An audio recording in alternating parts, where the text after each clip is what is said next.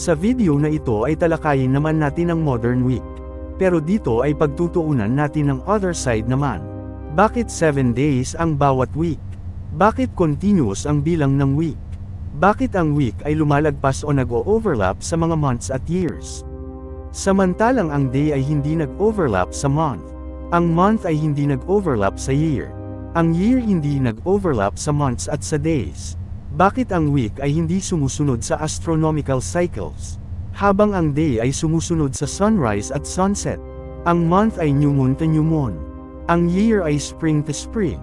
Bakit buong mundo ang nakasunod sa calendar week na ito? Ang paliwanag ng karamihan ay nagmula daw sa Jewish Sabbath ang modern week kaya 7 days a week at may Sabado. Kaya daw may planetary week dahil nagmula din ito sa mga Babylonians. Pero hindi po totoo yan. Hindi po biblical ang modern week at Saturday Sabbath. Hindi rin po nagmula ang modern planetary week sa mga Babylonians. Ang Saturday ay hindi ang Sabado.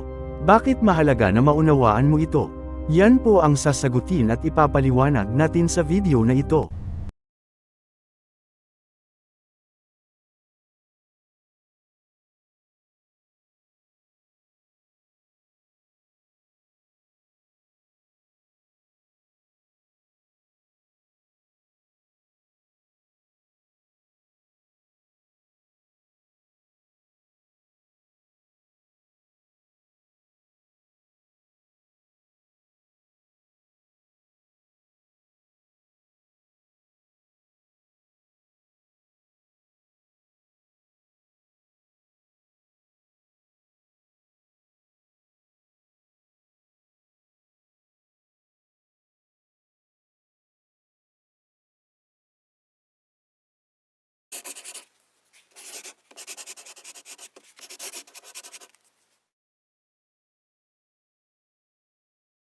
Akala ng karamihan, at halos lahat ng tao, ay ang modern week ngayon ay nagmula sa mga Jews, sa Jewish Sabbath, at sa Bible.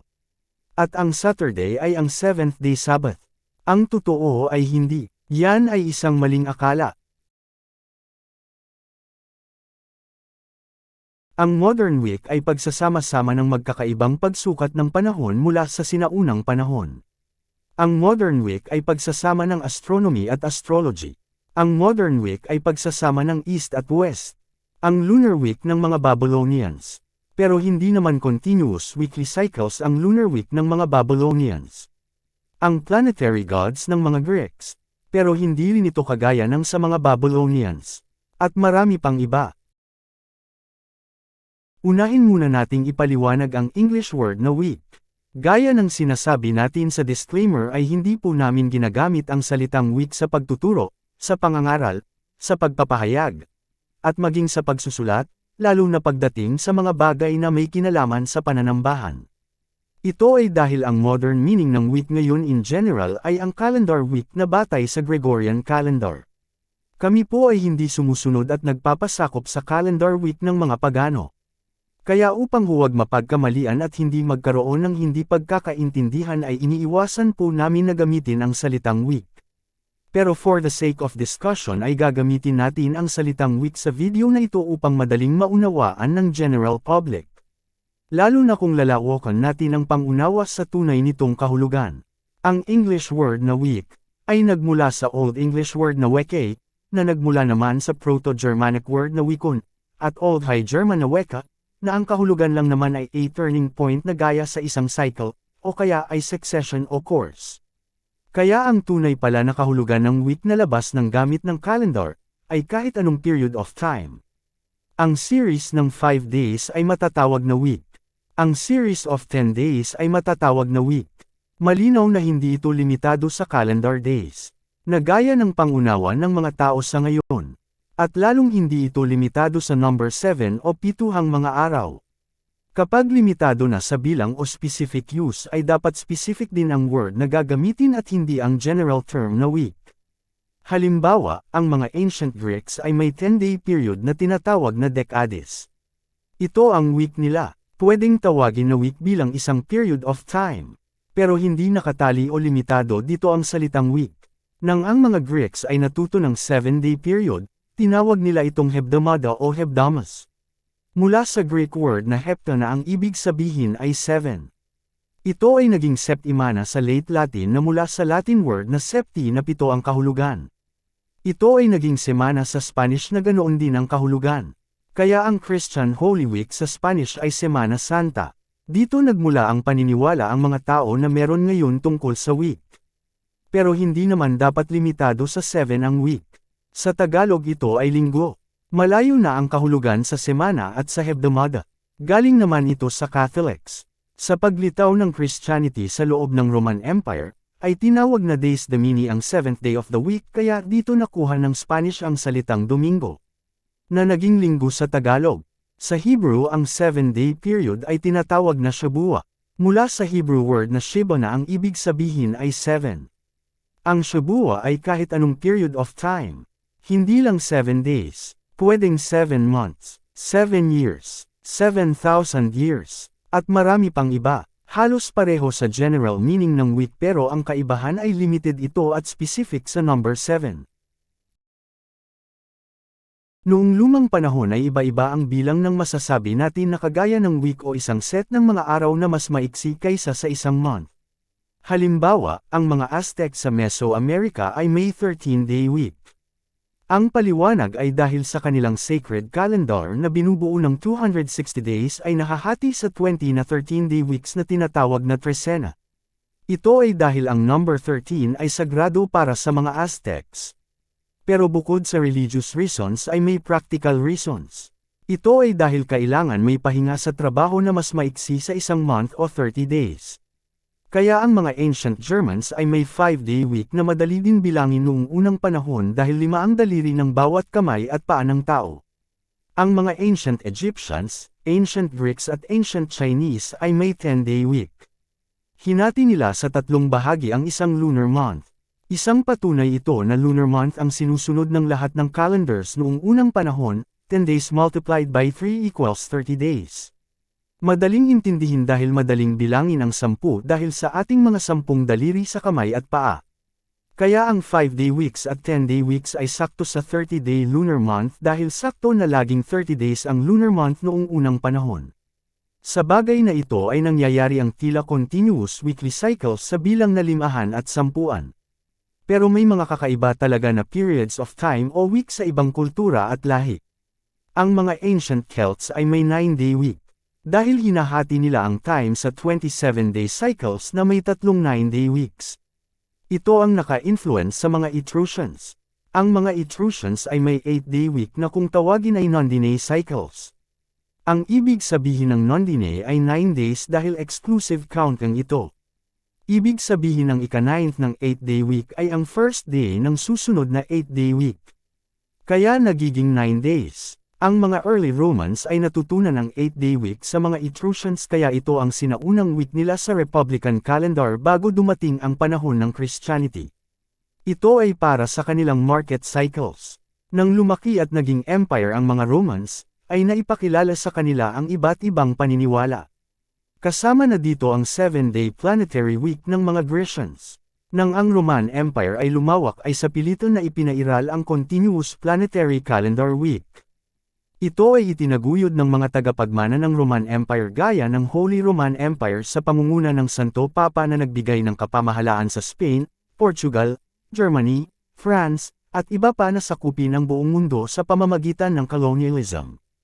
Kaya ang karamihan sa buong mundo ngayon ay sumusunod sa calendar week ng mga Romano. Pero hindi totoo na galing ito sa Jewish Sabbath at mga Babylonians. At ang tanong ay bakit may mga weeks na mahirap isabay sa natural order of things o astronomical cycles gaya ng lunar month. Hindi na natin tatalakayin ng ibang numbers gaya ng 9 at 8. Ituon natin ang pansin natin sa number 7. Bakit 7 days? Hindi naman divisible ng 7 ang month. Hindi naman divisible ng 7 ang year. Ano ang meron sa number 7? Para maunawaan yan ay mahalaga na malaman kung ano ang paniniwala at pag-aaral na meron noon ang mga Babylonians. Ang number 7 ay sagrado sa mga Babylonians, Sumerians, Akkadians, at mga Mesopotamians, at lahat ng mga Semitic people o Shemites. Bukod dyan, ang mga ancient astronomers at astrologers ng Babylon ay napakahusay magbantay at magmatsyag sa mga heavenly luminaries. Magaling din sila sa pagtatala at pagsusulat. Sila at ang mga Sumerians ang sinasabing nagimbento sa pagsusulat. Gumagawa sila ng mga talaan upang sukatin ang mga galaw nito na batayan ng mga panahon. Inukit nila ito sa mga stones at clay tablets. Kaya na-preserve ang mga katibayan na ito hanggang ngayon. At pinagkukunan natin ng mga paliwanag at kasagutan. Mag-umpisa tayo sa mga bituin o stars. Ang tawag nila sa mga bituin ay mole. Ito ang mga fixed stars dahil hindi nagbabago ng posisyon sa kalawakan. Maliban sa galaw nito na magkakasama mula sa east hanggang west. Bukod dito ay napansin nila na may mga liwanag sa kalangitan na gumagalaw at lumilipat sa mga fixed stars na ito sa isang paulit-ulit na direction. Ang malalaking bantala na gumagalaw sa kalangitan ay ang sun na tinatawag nilang Samsu at ang moon na tinatawag nilang Warham. Ang sun ang tiyak na unang mapapansin. Bago sumikat ang araw at pagkatapos na lumubog ang araw ay napapansin nila na nagbabago ang posisyon nito sa mga bituin sa kalangitan pagdilim sa paglipas ng mga araw. At habang lumilipas ang mga buwan ay lumilipat ito ng constellation. Kaya nalaman nila na ito ay gumagalaw, bukod sa pagsikat at paglubog nito. Ang moon ay ganoon din, napansin nilang nagbabago ang posisyon nito sa mga bituin sa kalawakan sa bawat araw. Kaya nalaman nila na ito ay gumagalaw. Bukod sa sun at moon ay may napapansin sila na 5 luminaries na gumagalaw na kaiba sa mga fixed stars. Ang tawag nila dito ay bibo na ang ibig sabihin ay lipong stars o wild sheep. Pinangalanan nila itong Situ, Dilbat, Salbatano, Sagmegar, at Kayemano. Kaya 7 lahat ang mga gumagalaw na ito batay sa nakikita ng mga mata ng tao noong sinaunang panahon na wala pang telescopes. Ito ang pinagmula ng tinatawag na 7 classical planets. Ang naging problema sa kanila ay dahil iniugnay nila ang mga ito sa kanilang mga Diyos at ipinangalan sa kanila. Ang Samso kay Shamash. Ang Warham kay Sin, ang Sito kay Nabo, ang Dilbat kay Ishtar, ang Salbatano kay Nergal, ang Sagmegar kay Marduk, ang Kayemano kay Ninurta. Sila ay mga Babylonian gods. Inayos nila ang pagkakasunod-sunod nito hindi sa astronomical cycles nito kundi ayon sa inaakala nilang bilis ng galaw nito. Batay sa Chaldean order ay inayos nila ito mula sa pinakamabagal papunta sa pinakamabilis at pinangalanan ayon sa mga Diyos nila. Ninurta ang una, Marduk ang pangalawa, Nergal ang pangatlo, Shamash ang pang-4, Ishtar ang pang-5, Nabo ang pang-6, at Sin ang pang-7. Ang sukatan ng bilis o bagal dito ay kung gaano kabilis o kabagal ang isang lipong star o planeta sa pagdaan sa mga fixed stars o constellations. Halimbawa ang Ninurta o Kayemano ay inaabot ng halos 30 taon bago makabalik sa isang constellation o halos 3 taon bago makalipat sa bawat constellation. Samantalang ang Sin o Warham ay halos 30 araw lang ay nakakabalik na sa isang constellation o wala pang 3 araw ay nakakalipat na sa isang constellation. Kaya ang Sin ang pinakamabilis at Ninurta ang pinakamabagal.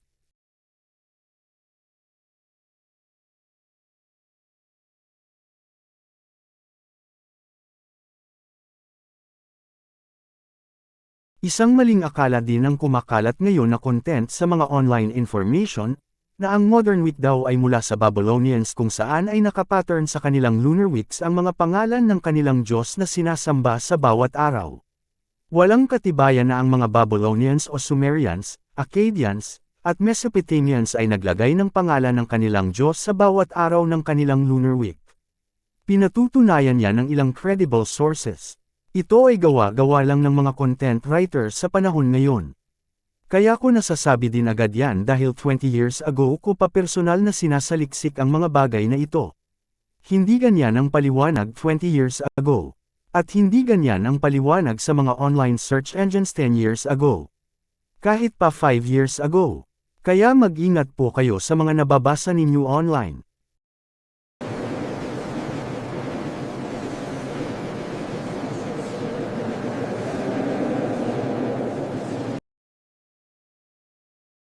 Totoo na 7 days ang week ng mga Babylonians.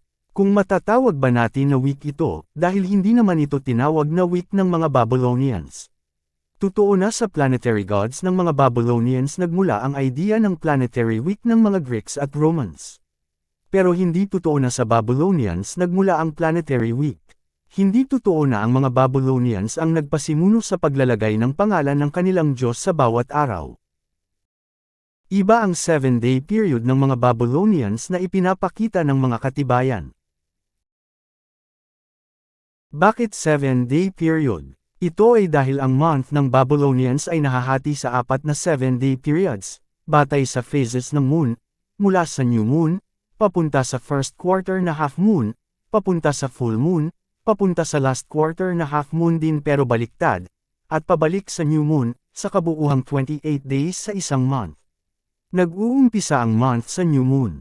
Ikapitong araw mula sa new moon ay half moon, kabuuhan ng first period of the month. Mula sa half moon papunta sa full moon ay 7 days, sa kabuuhan ng second period of the month. 7 days mula sa full moon ay half moon ulit at kabuuhan ng third period of the month. Mula sa half moon papunta sa dark moon ay 7 days at kabuuhan ng fourth and last period of the month. Dahil ang month ay 30 days at hindi naman divisible by 7, kaya nagdadagdag sila ng 2 araw para mabuo ang isang buwan. Mag-reset ang month sa new moon at mag-uumpisa ulit ang bagong buwan. Ganyan ang cycles noong unang panahon pa, may reset. Walang continuous weekly cycle. Ang bawat 7th day ng periods na ito ay sacred day kung saan ay bawal ang maraming activities. Ito ay worship day din.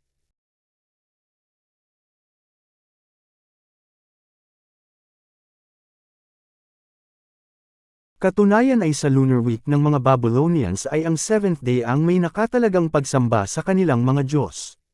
Wala sa 6 days bago ang 7th day. Narito ang mga nakatalagang araw para sa pagsamba at pag-alay sa kanilang mga Diyos.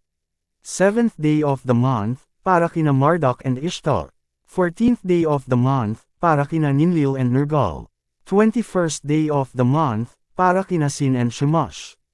28th day of the month, para kina Enki and Ma. Tuwing ikapitong araw lang pero hindi araw-araw may pagsamba sa isang Diyos. May mga nagsasabi na Sabbato ang tawag nila sa bawat ikapitong araw at may nagsasabi din na ang 15th day of the month lang ang tinatawag nila na Sabbato. Yan ang sinasabi ng katibayan. Hindi ang gaya sa planetary week ng mga Greeks at Romans. Totoo na ang mga Babylonians ay nagtalaga ng pangalan ng kanilang Diyos sa bawat heavenly luminary na tinatawag ngayon na planets noon pang 600 BC o 6th century BCE. Pinangalanan lang nila, pero hindi nila ito ikinabot sa kanilang lunar week. Hindi nila ipinangalan sa bawat araw. Hindi ito planetary week kundi lunar week.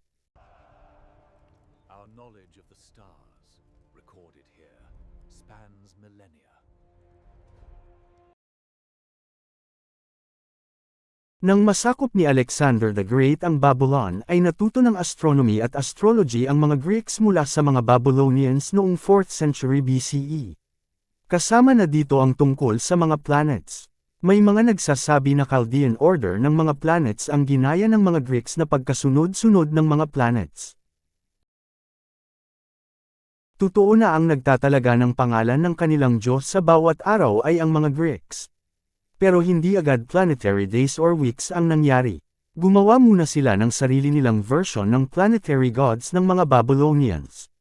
Pinalitan nila ng pangalan ng mga Greek gods ang pangalan ng Babylonian gods sa bawat araw. Pinalit si Cronus kay Ninurta, si Zeus kay Marduk, si Ares kay Nergal, si Helios kay Shamash, si Aphrodite kay Ishtar, si Hermes kay Nabu, at si Selenes kay Sin. Pero hindi pa ito continuous week noong una. At hindi rin agad ang mga ito ang pangalan ng days nila. Ang mga Roman sa Italia, bandang huli na lamang, ang nagpasimuno ng planetary week mula sa impluensya ng Greek Egypt at Roman Egypt. Tandaan na ang Egypt ang ginawang center of knowledge ni Alexander the Great kung saan ay itinatag niya ang Library of Alexandria. Upang maunawaan yan ay balikan natin ang ancient Athenian calendar ng mga Greeks. Totoo nga na ang nagtatalaga ng pangalan ng kanilang Diyos sa bawat araw ay ang mga Greeks. Pero ang pagtatalaga ng Diyos sa isang araw ay hindi gaya ng modern week o kahit ng Roman week. Kundi ito ay dahil noon sa mga Greeks ay monthly ang birthday ng mga Diyos. Isang araw para sa isang Diyos. Ito ay monthly celebration o buwan ng pagdiriwang at hindi weekly. Ito ang tinatawag na Thean Hemerae na ang ibig sabihin ay Days of the Gods. Ang ancient Athenian calendar ay isang lunar calendar kaya nakadepende ito sa moon phases, gaya ng mga Babylonians. Ang first day of the month ay tinatawag nila na Noumenia na ang ibig sabihin ay new moon. Ang araw na ito ay iniaalay sa lahat ng mga Diyos. Ang second day ay kay Agathos Demon. Ang third day ay para sa birthday ni Athena. Ang fourth day ay para kina Heracles, Hermes, Aphrodite, at Eros. Ang fifth day ay rest day. Ang sixth day ay birthday ni Artemis.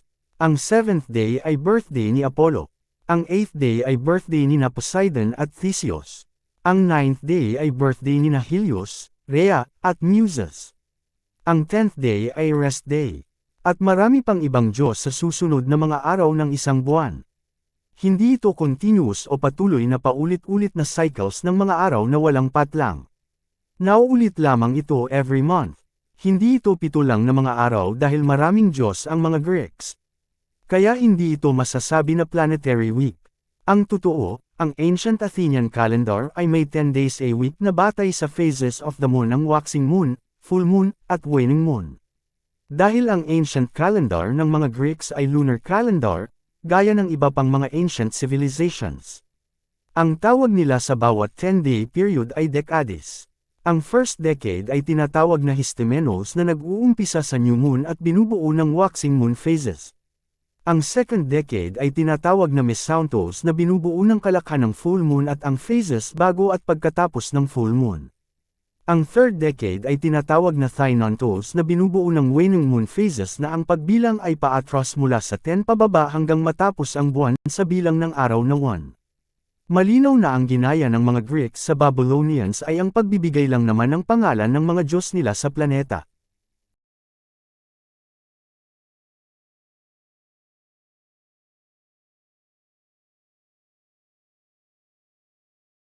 Kung pagkakasunod-sunod o pagkakasaayos ng mga planeta naman ang pag-uusapan ay marami din ang iba-ibang pananaw ng mga tao noong sinaunang panahon. Una na dyan ang Chaldean Order. Ang pagkakasunod-sunod nito ay naaayon sa bilis. Mula sa pinakamabagal hanggang sa pinakamabilis na planeta. Ito ang pinakasinaunang order of planets na batay sa astronomy. Pangalawa ang 7 Classical Planets Order. Ito naman ay naaayon sa liwanag. Mula sa pinakamaliwanag hanggang sa pinakamalamlam. Kaya ay una ang Helios, kasunod ang Selenes, Aphrodite, Zeus, Hermes, Ares, at Cronus. Ito ay batay lamang sa nakikita ng mata ng karaniwang tao. Walang science dito. Ito ay batay sa astrology. Kaya madalas na gamitin sa mga superstitions. Pangatlo ang Ptolemaic order ng planets. Ito naman ay mula sa pinakamalapit hanggang sa pinakamalayo. Nag-uumpisa ito sa Selenes at nagtatapos sa Cronus. Parang binaliktad lang ang Chaldean order. Lumitaw lang ito noong 2nd century CE na. Lagpas na sa panahon ng mga apostol. Pansinin na ang mga order of planets na ito ay tungkol sa pagkakasunod-sunod ng mga planeta. Wala itong kinalaman sa weeks. Walang kinalaman sa calendar. At walang kinalaman sa pagsamba sa mga Diyos. Nagtataka siguro kayo kung bakit naisama ang Sun at Moon samantalang hindi naman sila planets. Tinatawag nila na 7 classical planets na kasama ang Sun at Moon kahit na hindi naman sila planets ayon sa definition ngayon. Iba kasi ang kahulugan ng planets noong panahon ng ancient Greeks. Nagmula ito sa Greek words na planets asters na ang ibig sabihin ay wandering stars. Kaya noong ang araw ang ibig sabihin ng planet ay wandering o kahit anong gumagalaw sa kalangitan na heavenly body. Kaiba ito sa tinatawag nilang fixed stars. Panahon na ng Greek period, sa Ptolemaic Egypt, noong 2nd century BCE, nang mag-umpisang mabuo ang Greek planetary days at ang planetary week. Pero hindi pa rin ito gaya ng continuous weekly cycle. Ibang panahon at ibang lahi ang magpapasimuno ng planetary week. Sila ay ang mga Romans. Ginaya ang Greek planetary gods ng mga Romans at pinalitan ng mga Diyos nila noong 1st century CE. Pero hindi ito planetary months, hindi planetary weeks, at hindi planetary days, kundi planetary hours. Ang ginawa ng mga Romans ay hourly birthday o bawat oras ang pagtatalaga sa mga Diyos nila. Isang Diyos sa bawat oras at patuloy na paulit-ulit ang order of the planetary gods sa bawat oras. Noong una ay nagumpisa sila sa moon dahil ang sinunod nila ay ang Ptolemaic order ng planets mula sa influence ng Egypt noong Greek period. Ang Ptolemaic order ay batay sa distance at speed. Nag-umpisa ito sa pinakamalapit papunta sa pinakamalayo o mula sa pinakamabilis papunta sa pinakamabagal. Ito ay ang Moon, Mercury, Venus, Sun, Mars, Jupiter, at Saturn. Kaya Monday ang first day sa planetary week ng mga Romans noong una. Sa patuloy na paulit-ulit na pagtalaga ng Diyos bawat oras ay nabuo ang Roman planetary week na ang mga araw ay nag-uumpisa sa Moon, kasunod ay Mars, Mercury, Jupiter, Venus, Saturn, at Sun. May mga patunay dyan. Sa ganito ay first day ang Monday at seventh day ang Sunday. Pero kasabay nito ay may mga Romans na naniniwala pa rin sa Chaldean order.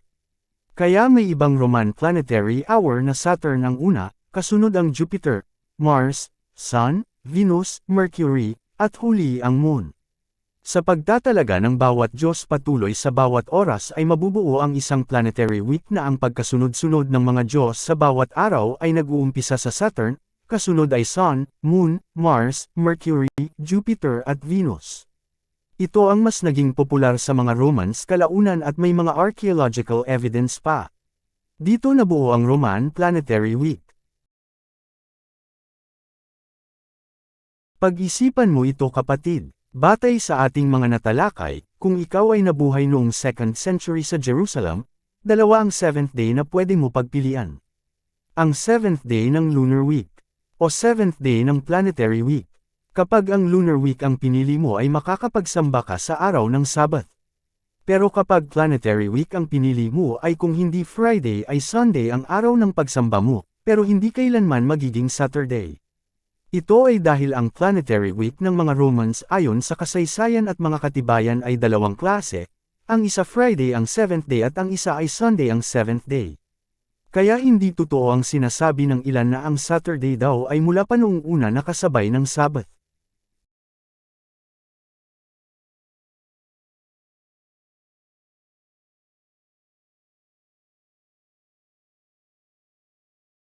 Ang Roman planetary week ay na-develop mula sa 1st century CE hanggang 3rd century CE. Planetary hours ang naging dahilan sa pagkakasunod-sunod nito sa bawat araw at sa continuous cycle. Walang katibayan na ang continuous weekly cycle ay nagmula sa mga Jews, Greeks, Egypt, at Babylon. Ang itinuturo ng mga katibayan ay ang Italia kung saan matatagpuan ang mga katibayan. Malinaw na invention lamang ito ng mga Romans. Natutunan ng mga Romans ang continuous weekly cycle mula sa mga ancient Celts at Etruscan. Ang Rome ay kalapit lamang ng mga Etruscans, bandang itaas lang sa north nila. At ang sa itaas na bahagi naman ng mga Etruscans ang mga ancient Celts.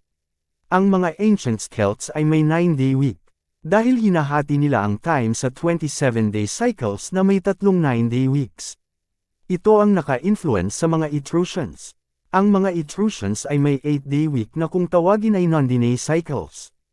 Ang ibig sabihin ng nondine ay 9 days dahil exclusive counting ito. Ibig sabihin ng ika-9th ng 8-day week ay ang first day ng susunod na 8-day week. Kaya nagiging 9 days. Ang mga early Romans ay natutunan ang 8-day week sa mga Etruscans kaya ito ang sinaunang week nila bago dumating ang panahon ng Christianity. Ito ay para sa kanilang market cycles. Nang lumaki at naging empire ang mga Romans, ay naipakilala sa kanila ang iba't ibang paniniwala. Kasama na dito ang 7 planetary gods ng mga Grecians. Ang modern week ay nagmula sa Roman Empire at Catholic Christians. Napaghalo ang Sabbath Day, Jewish 7-day week, planetary week at Sabato ng mga Babylonians. Nabuo ang paniniwala na ang Sabbath, Sabato, at Saturn's Day ay iisa lang. Pero ang hindi naisip ng mga tao ngayon na naniniwala na ang Saturday ang Sabbath Day at Sabado, ay kung paanong ang Jewish Seventh-day Sabbath at Babylonian Sabato ay natapat sa Saturday samantalang hindi naman Saturday ang seventh day of the week noong panahon na yun sa kasaysayan ng Roma. Ang seventh day noon ay ang Sunday at ang Venus Day, depende kung Chaldean order or Ptolemaic order ang sinusunod. Pero siguradong hindi seventh day ang Saturday noong araw. Ang totoo, ayon na rin sa Roman at Christian history ay pinagtatalunan ito noon. Lalo na nang ma-develop ang concept the Dies Domini o Lord's Day, na pinagmulan ng Spanish na Domingo. Naisingit ito sa calendar week at binigyan ng kahalagahan. Kaya nabaling sa Sunday ang pagdiriwang ng mga Christians. Dahil dito ay nagkaroon ng conflict ang lunar month ng mga Jews at early Christians kaugnay sa continuous week. Mula sa 2nd century CE hanggang 4th century CE ay nagtatalo din ang mga Christians tungkol sa Abib 14 at Easter Sunday, kung alin ang masusunod. Ito ang tinawag na Quartodeciman controversy. Kaya, para matigil ang gulo na ito, ay pinagpasyahan at pinagtibay ni Emperor Constantine ang pagtalaga sa calendar week bilang bahagi ng Roman Imperial Calendar na batay sa Julian Calendar. At ginawa niyang first day ang Sunday at saka lamang naging seventh day of the week ang Saturn's Day. Ginawang worship day at Sabbath day ang first day of the week na Sunday, sa halip na ang seventh day of the week. At ipinagbawal ang seventh day Sabbath. Nabigyan ng higit na pagpapahalaga ang Sunday dahil ang religion ni Constantine ay Mithraism na ang sinasamba ay ang sun. Ang Mithraism ay natutunan ng mga Romans mula sa Babylon. Kaya malinaw na ang modern week ay bunga ng sun worship.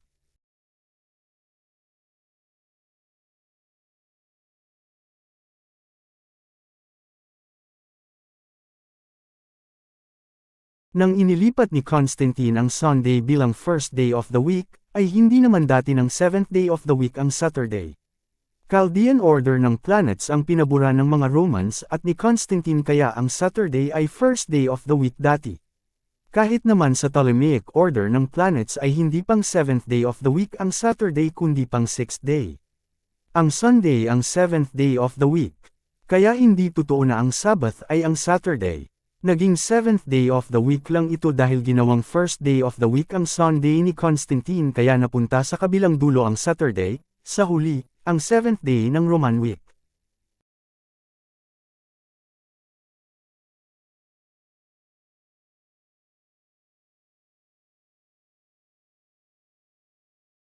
Hindi rin Sabado ang Saturday. Ito ay bunga lamang ng maling akala at maling katuroan na nakasanayan mula sa panahon ng Roman Empire.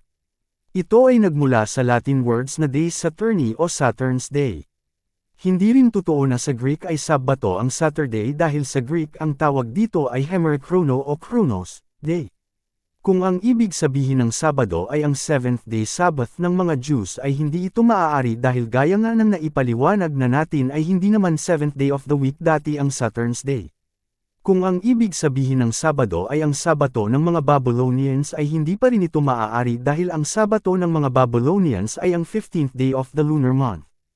Hindi naman lunar ang calendar ng mga Romans, hindi naman sumusunod sa moon phases ang Roman calendar, at hindi laging natatapat ng Saturn's Day sa 15th day of the lunar month. Malinaw na isang malaking kasinungalingan ito na gawa-gawa lang ng mga Hellenists at mga Romans.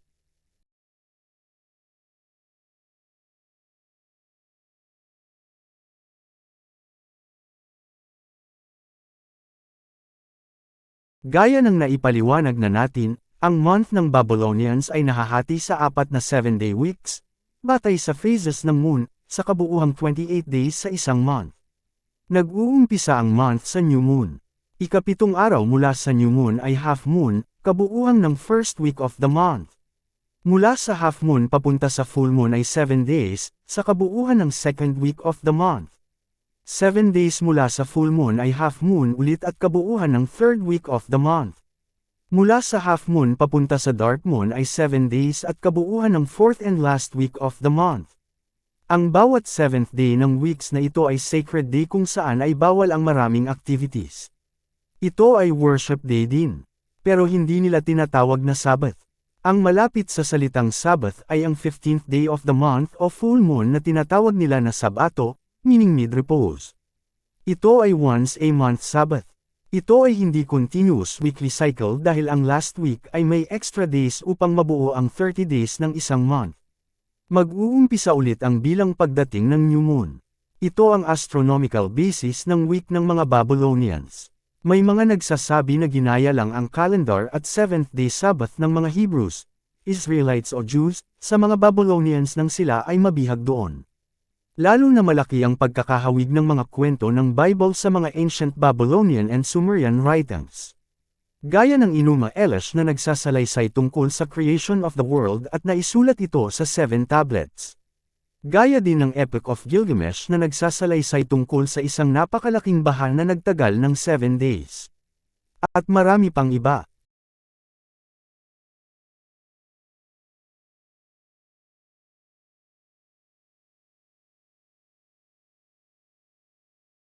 Iba naman sa Hebrew scriptures ang Sabbath at Shabua, a period of 7 days or week in modern inaccurate term. Sa Hebrew scriptures, ang month ay may 30 days, originally.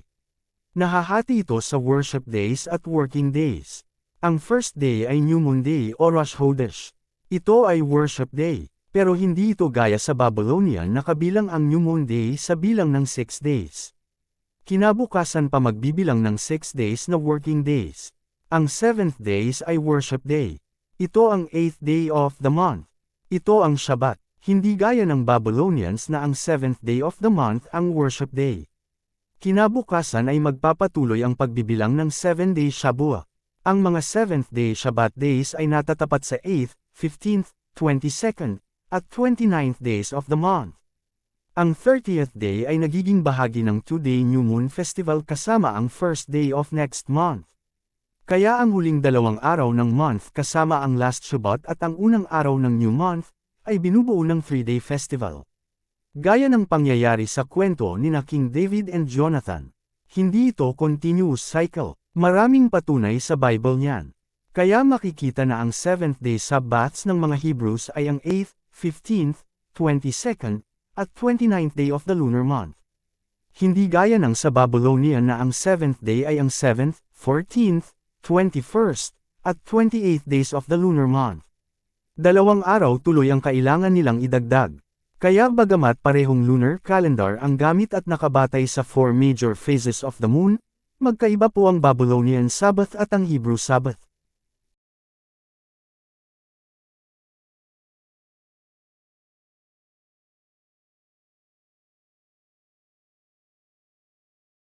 Sino ba talaga ang nauna? Sa biglang tingin ay parang nauna ang mga Babylonians, Sumerians at Akkadians sa mga Hebrews. Pero ang totoo ay may mas nauna pa sa kanila. Ito ay sina Adam, ang mga tao bago nagkaroon ng malaking baha, at ang pamilya ni Noah. Sa Genesis pa lamang ay naituro na ng Elohim ang mga tanda sa kalangitan ng mga panahon, para sa araw, buwan, at taon. Sa Genesis din ay itinuro ng Elohim na nilikha niya ang lahat sa loob ng 6 days at tumigil siya sa 7th day. Kaya itinangi at pinabanal niya ang 7th day. Ito ang batayan ng 7th day Sabbath.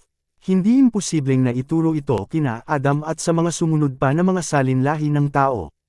Sa kanila nagmula ang mga natuklasang nakaukit sa mga bato.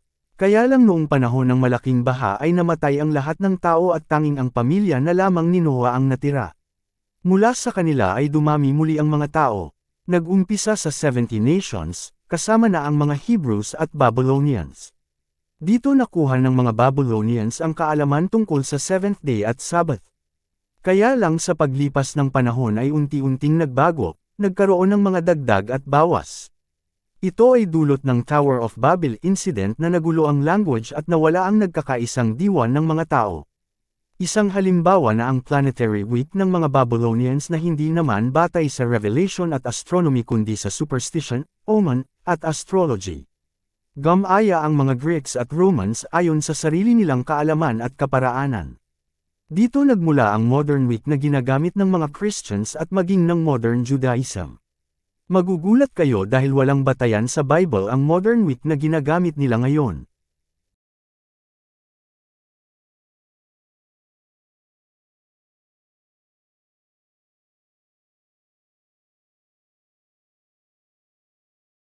Tanong, bakit ang Jewish Sabbath ngayon ay continuous cycle at hindi batay sa lunar cycle?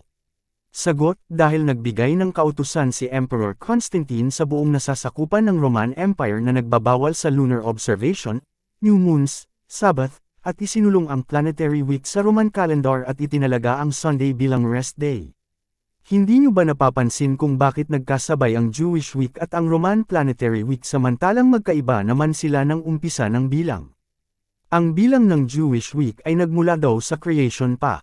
Ang bilang ng Roman planetary week ay noong 1st century CE lang lumitaw. Paanong nagtugma silang dalawa? Tiyak na may sapilitan o kaya ay may sabuatan na naganap noong araw na hindi natin nalalaman. Maaari din na napilitan lang ang mga Jews na sumunod sa calendar week cycles ng mga Romans upang makasurvive at masalvage ang natitirang paraan para maipagpatuloy ang pananampalataya ng mga Hebrews. Isang mali upang may salba ang mas nakakarami, ang mas nakakahigit, at mas malawak na dahilan. Para sa inyong kaalaman, naganap ang kautusan ni Emperor Constantine noong 4th century CE. Mahigpit itong ipinatupad at ipinagbawal ang Jewish Sabbath at moon-watching lunar calendar na batay sa actual observation. Ang calculated Jewish calendar na isinagawa sa pamumuno ng Jewish sage na si Rabbi Hillel II ay ginawa din noong 4th century din. Nagkataon lang ba na sa parehong panahon na buo ang Roman calendar week at Jewish calendar week?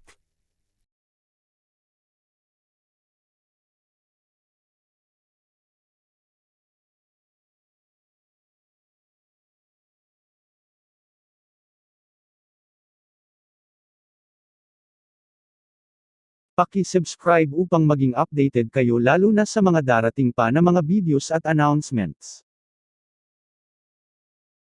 Kung inyo pong mamarapatin, ay bukod po sa pag-subscribe, ay paki-like po ang aming video kung inyong nagustuhan, at pakisuyo na rin po na e-share at huwag kalimutan na pindutin ang notification bell. Kung kayo po ay may katanungan po na, at anumang concern ay paki-comment po sa ibaba.